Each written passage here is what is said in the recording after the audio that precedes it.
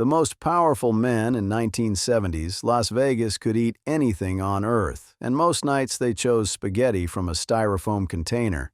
That was the contradiction. Men skimming millions from casino floors, fighting over how a steak was seared, ordering whole roasted pigs for tables of 3. The caviar at number 19 was spooned onto toast points in a room most casino guests never even knew existed. At number 7, one plate that failed inspection sent an entire kitchen into revolt. And the meal at number 2 had nothing to do with a white tablecloth at all. Hit subscribe, because the meals these men ate while running the Las Vegas Strip will change everything you thought you knew about organized crime in the desert.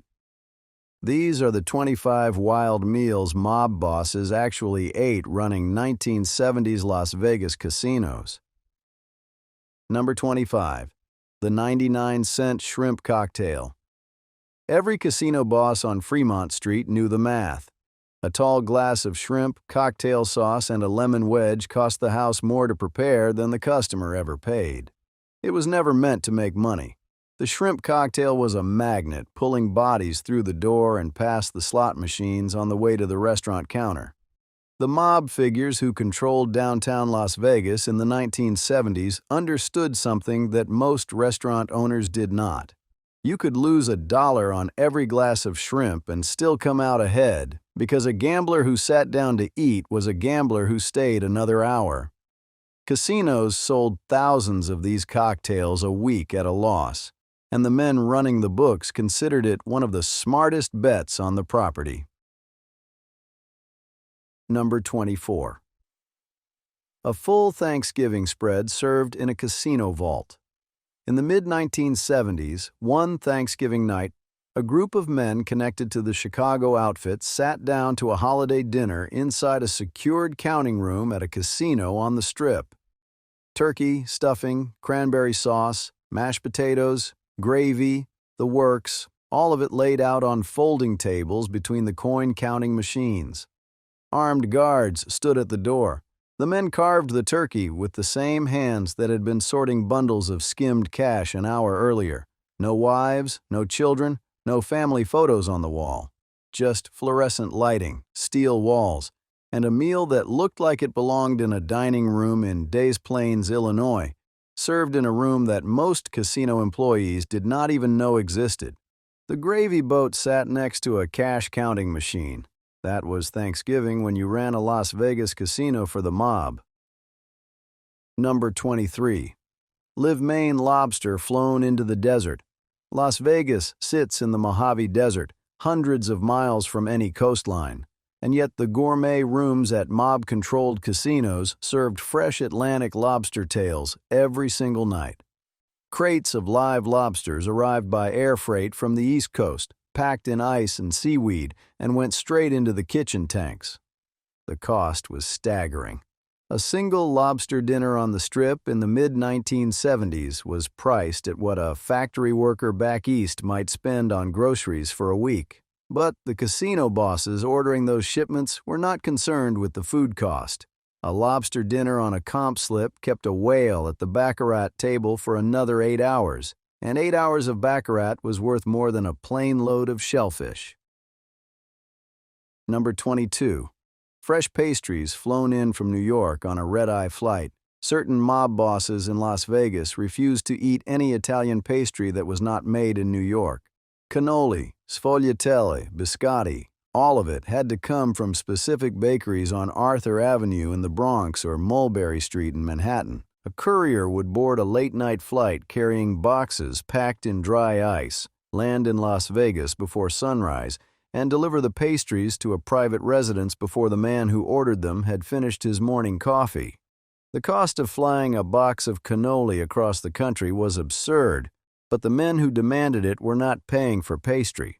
They were paying for the taste of the neighborhood they had left behind, and no baker in Las Vegas could replicate it. One associate later described it as the most expensive breakfast dessert in the state of Nevada, and nobody at the table thought twice about it. Number 21. A standing rib roast for a table of 3. In the private dining rooms attached to the casino showrooms, It was not unusual for a mob boss to order a full standing rib roast, the kind of cut that could feed a family of 8 for a table of 2 or 3 men. The roast arrived on a silver cart, carved at the table by a waiter in a white jacket, and whatever was left went back to the kitchen. Nobody boxed up the leftovers. Nobody asked to take it home. Ordering more than you could eat was the point. In a world where every gesture was a signal, a rib roast for 3 said the same thing as a Cadillac parked at the front door. It said you did not have to think about what things cost. Number 20. Spaghetti and red sauce in a back office.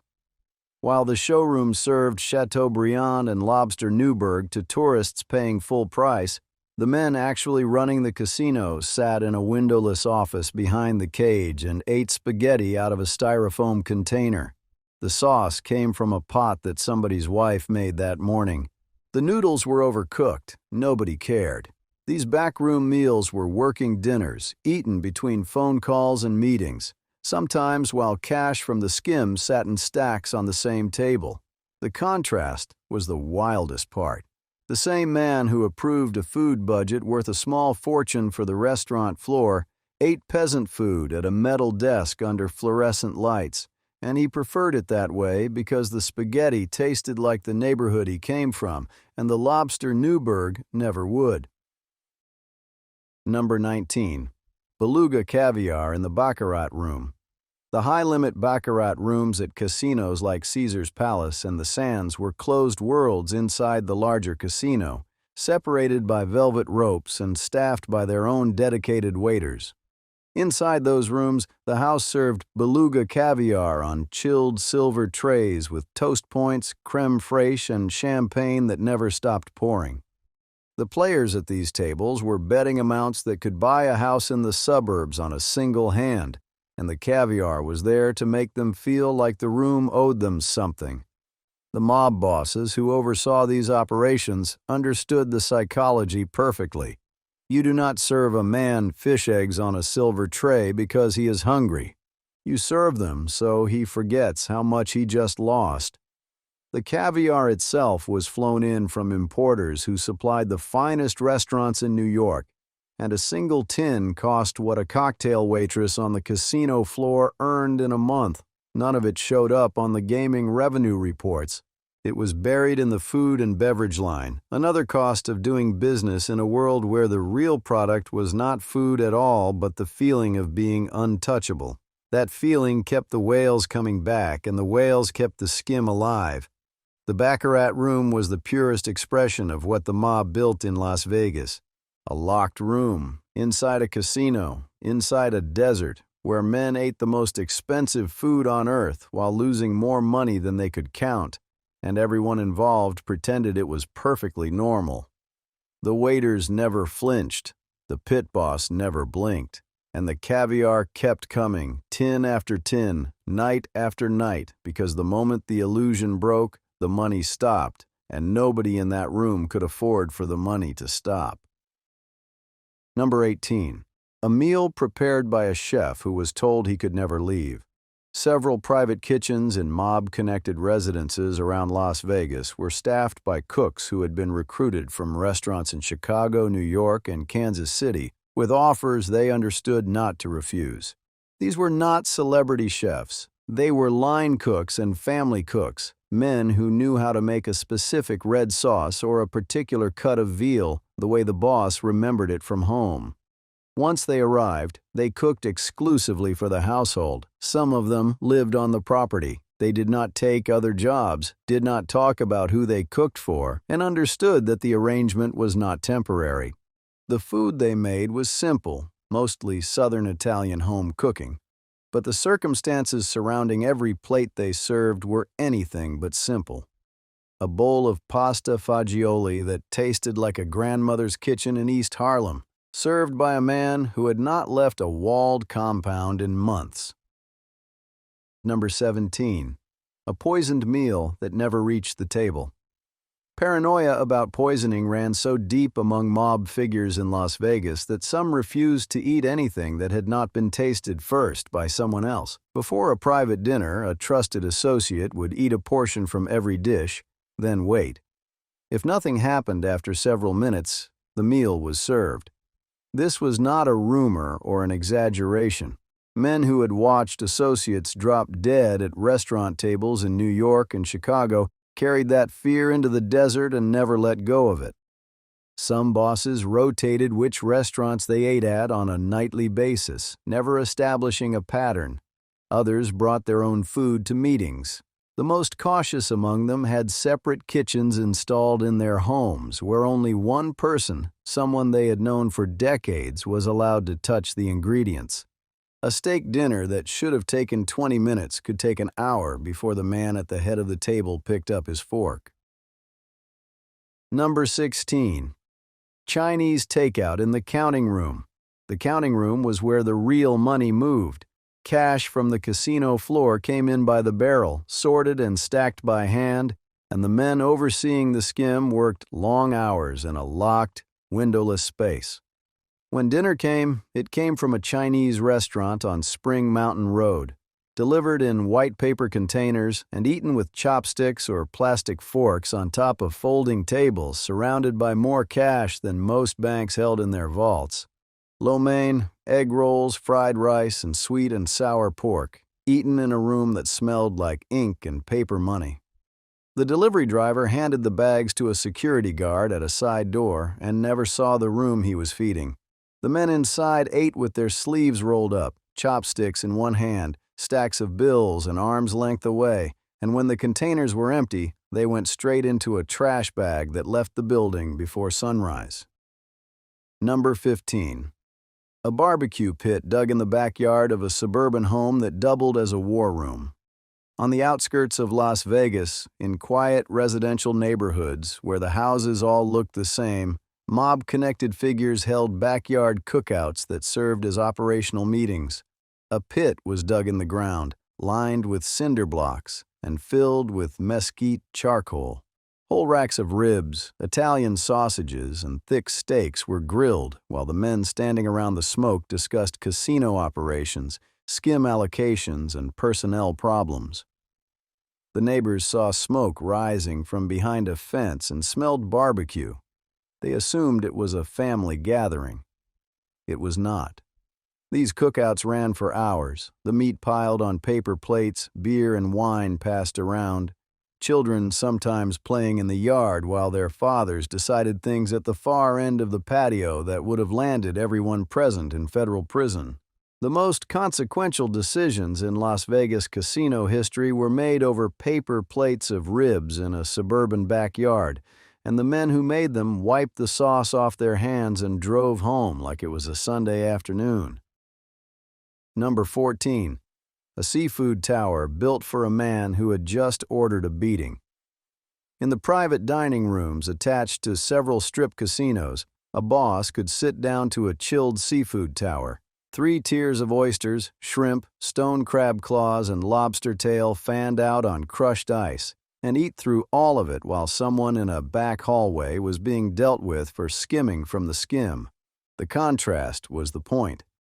The tower arrived on a silver stand, a waiter in a white jacket placed it at the center of the table, and the man sitting across from it cracked a crab claw and dipped it in drawn butter without changing expression. This was how discipline worked in mob-run Las Vegas. Violence happened in rooms without tablecloths. Dinner happened in rooms with them. And sometimes the 2 rooms were separated by nothing more than a kitchen door and a hallway. The seafood was always fresh, the men who ate it were always calm, and the waiter who delivered it understood without being told that the sound coming from the hallway was not his concern. Number 13. Bananas Foster flambéed at the table. Ripe bananas sautéed in butter, brown sugar, and cinnamon, then doused in rum and set on fire right in front of the guest. Bananas Foster was a showpiece dessert in the gourmet rooms of mob-run casinos, and the men who ran those casinos loved the theater of it. A waiter rolling a cart to your table, pouring liquor into a pan, and touching a match to it while the whole dining room turned to watch. The flames climbed high enough to light the ceiling, and for 3 or 4 seconds the table belonged to the man who ordered it. In a city built entirely on spectacle, Dessert was just another performance, and lighting something on fire in a room full of strangers was the Las Vegas version of saying grace. Number 12. A room service steak that was never billed to any guest. Ghost meals. That was what some hotel staff called them. A room service cart would be wheeled to a suite on an upper floor loaded with filet mignon, baked Alaska, a bottle of imported wine, and the ticket would vanish before it ever reached the front desk. No guest name attached. No charge posted. The kitchen logged it as a comp, but it was not a comp in any legitimate sense because the person eating it was not a registered guest at all. He was a man who did not officially exist inside that hotel. Mob figures moved between casino properties using rooms booked under false names or no names at all, and the food that followed them was erased from the books the same way. Over the course of a month, a single casino could serve dozens of these phantom meals, full multi-course dinners delivered to rooms that were technically empty, eaten by men who were technically not there. The kitchen staff learned not to ask questions. The food went up. The cart came back. The ticket disappeared. Number 11. A whole suckling pig for a backroom party. When a deal closed or a problem got handled, the celebration happened behind closed doors, and the centerpiece was often a whole roasted pig. The animal arrived on a massive tray, skin crackled and golden, an apple in its mouth carried by two kitchen workers into a private banquet room that most hotel guests did not know existed. The men at the table tore into it with their hands. There were no individual plates, no carving station, no waiter slicing portions. This was not refined dining. This was a feast in the oldest sense of the word, food as celebration, food as dominance, a roasted animal laid out on a table as proof that the men eating it answered to nobody. Number 10. Cherries Jubilee. Dark cherries simmered in sugar syrup, hit with brandy, and set ablaze at the table side. Like Bananas Foster, it was a dessert that turned dinner into a show, and the gourmet rooms at the Riviera, the Tropicana, and the Sands all served their own version. The flames lasted only a few seconds, but they lit up the entire dining room, and the man who ordered it sat there watching the fire reflect off his glass of wine and off the faces of every guest who turned to look. The trick with Cherries Jubilee was timing. You ordered it when the room was full, never when it was empty. Dessert was never just about the food. It was about making sure the room knew your table was the one that mattered. Number 9. A midnight spaghetti dinner cooked inside a casino boiler room. When a meeting needed to happen off the radar of everyone, including the casino's own surveillance team, it sometimes moved to the mechanical spaces beneath the building. Former associates described sit-downs held in boiler rooms, maintenance corridors, and basement storage areas where the noise from the building's machinery made eavesdropping impossible. Someone would bring a portable burner, a pot, dried pasta, canned tomatoes, garlic, and olive oil, and cook a meal right there on the concrete floor between the heating ducts. The spaghetti was basic, the setting was not.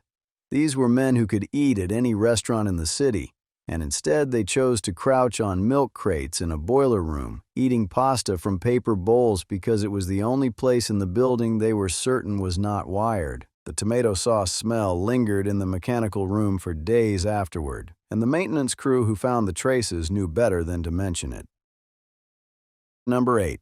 A dessert cart wheeled into a hospital room after a car bombing. When a mob figure survived an assassination attempt in Las Vegas, the hospital room filled up fast, and so did the food. Associates would arrive with trays of Italian pastries, containers of homemade soup, and, in at least one well-documented case after a car bombing on the Strip, a full dessert cart was wheeled past the nurse's station and into the recovery room. Cannoli, tiramisu, fruit tarts, espresso brewed on a portable stovetop, all of it arranged on a rolling cart that looked like it had been stolen from a restaurant. The nurses objected. The men delivering it did not care. The patient was propped up in a hospital bed with bandages across his chest, tubes in his arms, and a slice of ricotta cheesecake in his hand. Armed associates stood outside the door. The attending physician was told the patient would be eating his own food and that the hospital meals could stop. Nobody argued. The dessert cart stayed for 3 days. Number 7. Frank Rosenthal's personally inspected plates at the Stardust. Frank Rosenthal did not just run the Stardust Casino. He ran the kitchen. Rosenthal treated the food operation like a general treats a battlefield. Every plate that went out to a VIP table passed through his inspection first. If the garnish was wilted, the plate went back. If the steak was a shade too dark, the plate went back. If the presentation did not meet his standard, the plate went back, and the cook who prepared it heard about it. Rosenthal believed that the quality of the food was directly tied to the reputation of the casino, and he was not wrong. The Stardust restaurants became some of the most talked-about dining rooms on the Strip during his years in charge, not because of a celebrity chef or a Michelin guide, but because a mob-connected sports handicapper from Chicago refused to let a bad plate reach a table.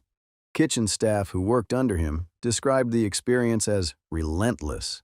The standards were impossibly high, the inspections were constant, and the man doing the inspecting knew exactly what he was looking for because he had taught himself food the same way he taught himself odds, by studying it until he could spot a flaw that nobody else could see. He obsessed over sauce consistency, over the temperature of the bread, over whether a garnish sprig was fresh or wilting at the edges. He did not do this because he loved food. He did it because he understood that a casino is a machine for making people feel important, and a mediocre plate of food was a crack in the machine. The irony is hard to miss. The same man who oversaw one of the largest skimming operations in Las Vegas history also ran one of its best restaurants. Number 6. A porterhouse eaten at a booth where a murder had been planned the week before. The Golden Steer Steakhouse, which opened in the early 1960s near the Las Vegas Strip, had deep red leather booths with high backs built for one purpose: making sure the people at the next table could not see or hear you. By the 1970s, those booths were regularly occupied by mob figures who used them as offices. The same booth where a man ate a porterhouse steak on a Tuesday night had been used to plan an enforcement action the previous Wednesday. The waiters knew which booths belonged to which men. The hostess knew not to seat a civilian in the wrong booth on the wrong night. And the porterhouse itself was cut thick, seared hard, and served with a baked potato and creamed spinach, the same way every time, because the men who ordered it did not like surprises at dinner. The Golden Steer is still open today, and those same booths are still there, each one carrying the weight of conversations that were never recorded, over meals that were never billed. Tourists sit in them now and take photographs. They have no idea what was discussed over the steak they are sitting where someone once ate. Number 5. Sunday gravy slow-cooked in a casino penthouse. On Sunday mornings, in the penthouse suites that the casinos kept reserved for their most important operators, a pot of tomato sauce went on the stove early. Pork ribs, meatballs, braciole, and Italian sausage, all simmering together in a sauce that cooked for hours and filled the entire floor with the smell of garlic and tomato. The men who ran the casinos all week long spent Sunday cooking the way their families did back east, in kitchens, where the sauce was the center of everything, and the table was never set for fewer than 10. It was the one meal that had nothing to do with business, the one plate that nobody was trying to impress anybody with, and it tasted better than anything the gourmet room downstairs could produce. Number 4. Tony Spilotro's Backyard Cookouts. Tony Spilotro was the Chicago outfit's enforcer in Las Vegas, the man sent to protect the skim and keep everyone in line. And on weekends, he stood over a charcoal grill in his backyard in a quiet neighborhood east of the Strip and cooked Italian sausages and steaks for his friends and associates. Neighbors saw a family man grilling in his yard. The federal agents parked down the street saw something else entirely. Spilotro cooked the way he worked, with focus and without small talk. and the men eating at his table knew that an invitation to his house was not casual. Everything Spilatro did carried weight, even a plate of grilled sausage handed across a backyard fence. The wild part was the contrast. This was a man who terrified half the city, standing in Bermuda shorts in a suburban backyard, turning sausages with a pair of tongs while kids played in the next yard over. The most dangerous man in Las Vegas spent his weekends cooking for his friends, and the food was good because Spilatro did not do anything halfway. Number 3. The all-you-can-eat casino buffet. The buffet was the mob's greatest trick.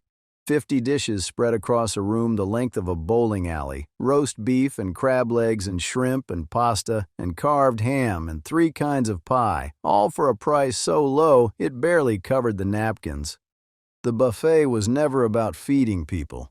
It was about keeping them inside the building. A gambler who left the casino to eat at a restaurant down the street might not come back. A gambler who filled his plate 20 feet from the slot machines would be back at his seat in 30 minutes. The men who designed this system understood human behavior better than most psychologists, and they applied that understanding to a steam tray full of mashed potatoes and a carving station that never closed. Number 2. A federal prison lunch tray. By the early 1980s, the party was over. Federal prosecutors dismantled the mob's hold on Las Vegas casino by casino, indictment by indictment, and the men who once ate lobster tails and caviar in private dining rooms found themselves eating institutional food off compartmentalized plastic trays in federal correctional facilities. Bologna on white bread, canned green beans, powdered mashed potatoes, no wine list, no waiter in a white jacket, no cherries jubilee. The men who had controlled what thousands of people ate every night on the Las Vegas Strip now ate what they were told, when they were told, at a steel table bolted to the floor in a room with no tablecloth, no second helpings, and no one to impress. Number 1. A quiet plate of pasta in an empty restaurant. Before the indictments came down and the FBI closed the net, the men who had run Las Vegas for more than a decade could already feel it ending. The big dinners stopped. The private rooms went dark. The reservations at the wine cellar and the Golden Steer dried up one by one. And on one of those last nights, in a half-empty Italian restaurant on a side street off the Strip, a man who had once ordered whole roasted pigs and beluga caviar for rooms full of associates sat alone with a plate of spaghetti and a glass of red wine. No bodyguard at the door, no waiter standing at attention, just pasta, sauce, bread, and the knowledge that the world he had built was almost gone. The food was simple because there was nobody left to impress. The empire that ran on spectacle, on flambéed desserts and oversized steaks and champagne that never stopped pouring, ended the way most empires end. Quietly, with a man eating alone, thinking about what comes next, pushing a piece of bread through the last of the sauce on his plate. That plate of pasta was the most honest meal of them all, because it was the first one eaten without an audience, without a motive, and without a single thing left to prove. Every other meal in this countdown was about something. The shrimp cocktail was about keeping gamblers in the building. The caviar was about making losers feel like winners. The standing rib roast was about showing the room you could waste food and not care. But this plate of pasta was just food, and for a man who spent a decade turning every meal into a weapon, that might have been the wildest thing of all. A 99-cent shrimp cocktail at one end, a plate of spaghetti in an empty restaurant at the other. Between those two meals sits every backroom deal, every flambéed dessert, and every ounce of power the mob poured into the Las Vegas Strip before the federal government took it all away. If one of these meals surprised you more than the rest, drop it in the comments. And if you have not hit subscribe yet, now is a good time, because there is more history like this coming.